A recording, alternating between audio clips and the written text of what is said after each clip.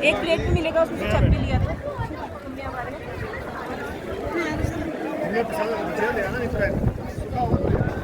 बद्रीनाथ मंदिर में अपार जनसमूह, विशाल भीड़, चारों तरफ से दर्शनार्थी जमा है बारी की प्रतीक्षा में। मंदिर के अंदर बहुत ही धक्का मुक्की हो रही है।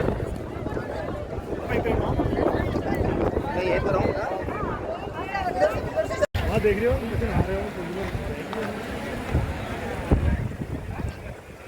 बद्रीनाथ धाम में दर्शन करके अब हम वापस अपने गंतव्य की ओर जा रहे हैं। अनायास ही ध्यान इस त्रासदी की ओर जाता है जो नेचुरल डिजास्टर था। आप देख रहे हैं कि ये अलकनंदा नदी अपनी प्रवाह से जब आगे बह रही है तो ये था इसका विनाश लीला, जिसने मंदिर परिसर को भी, यदि भी मंदिर परिसर तो सुरक्षित है तो भी इसके साथ में जो इंक्रोचमेंट था ये सब कुछ ये टूट गया, बह गए। जो घाट थे वो घाट बह गए और लोगों के जो इंक्रोचमेंट था, जो मकान थे, नदी के प्रवाह में समा गए। और अब प्रशासन जो है सुरक्षा दीवार बनाने के लिए कटिबद्ध है। काफ़ी अच्छा प्रयास जो चल रहा है। यात्री निवास इतने बड़े जो आवाज़ उठता थी, ये आपको दूर दूर तक जहाँ भी दिखाई दे रहा हो तो ये आपदा के अवशेष अभी भी दिखाई दे रहे हैं। ये है पहाड़ियाँ और ये है मंदिर का विशाल दृश्य। अपार भीड़ है बद्रीनाथ धाम में और पुलिस प्रशासन की व्यवस्था भले ही बनी हुई है लेकिन भीड़ अनियंत्रित है। धक्का मुक्की के बीच में आधे अधूरे दर्शन ही हो पा रहे हैं। और यहाँ पर ब्रह्म कपाली में श्राद्ध का भी प्रोविजन बनता है। तो जो लोग अपने पूर्वजों का श्राद्ध करते हैं, बद्रीनाथ में पिंडदान करने का पीढ़ियों के ज्ञात अज्ञात जो भी अपने पूर्वज हैं उनको श्रद्धांजलि अर्पित की जाती है, नमन किया जाता है। और उसके आने वाले वक्त में यदि आपके पास समय नहीं है तो ये मान लिया जाता है कि अब हमने अपनी पितरों का उद्धारण कर लिया। ये बद्रीनाथ धाम का दृश्य और ये हमारे सहयात्री, तीर्थयात्री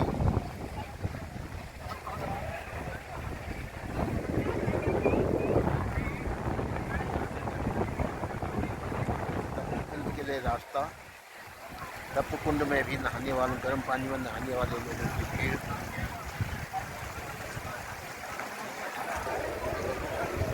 ये अलकनंदा का प्रवाह तो बहुत ही अनायास अपनी ओर खींचता है कि प्रारंभ से ही नदी का प्रवाह इतना अधिक तेज है, इतना अधिक जल समाया हुआ है।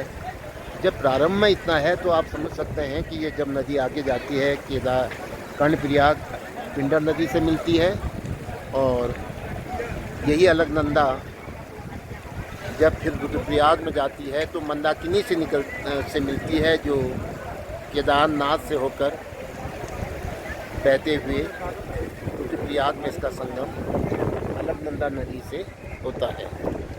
तो कितना विहंगम दृश्य है। ये पर्वत श्रृंखलाएँ स्वयं में ईश्वर स्वरूप है, पर बस हमें अपने जीवन के गुणों का ज्ञान देती है, सनातन की श्रेष्ठ परंपराओं का स्मरण कराती हैं और जीवन जीने का जो आदर्श है, महत्व है, इसको समझने में ये बहुत ही अधिक सहायक होती है।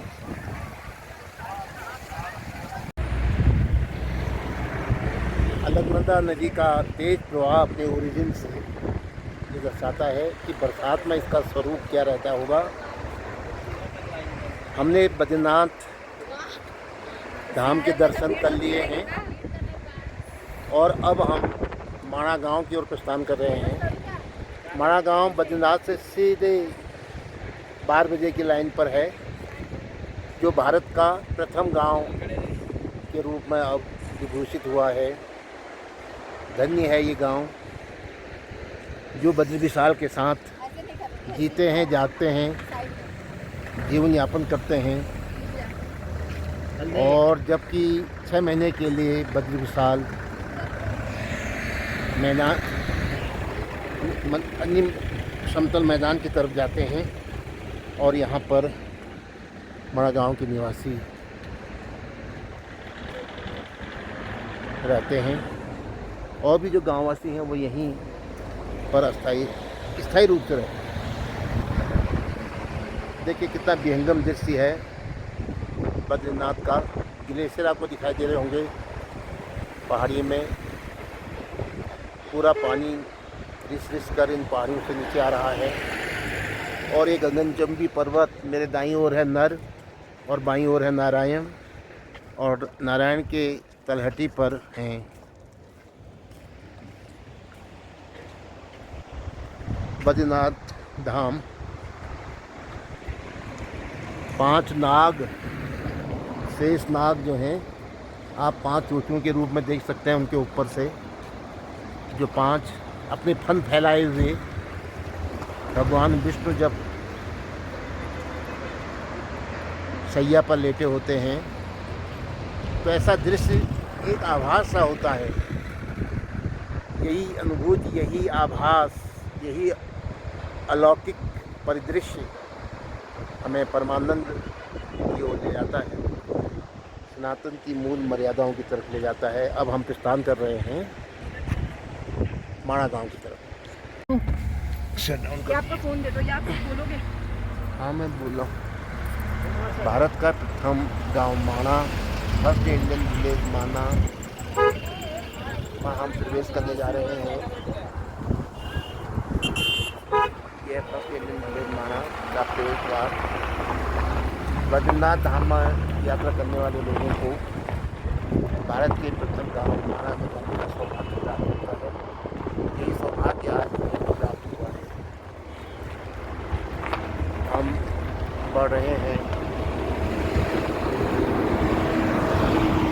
भारत के प्रथम गांव माणा की तरफ। बद्रीनाथ के दर्शन करने के बाद आपने देखा कि बद्रीनाथ के ऊपर 5 पर्वत श्रृंखलाएँ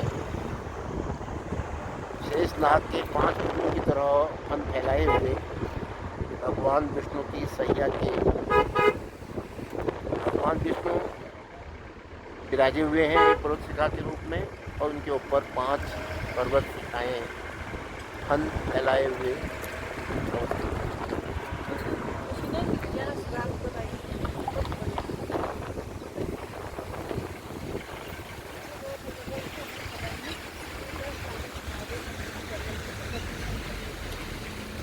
ये है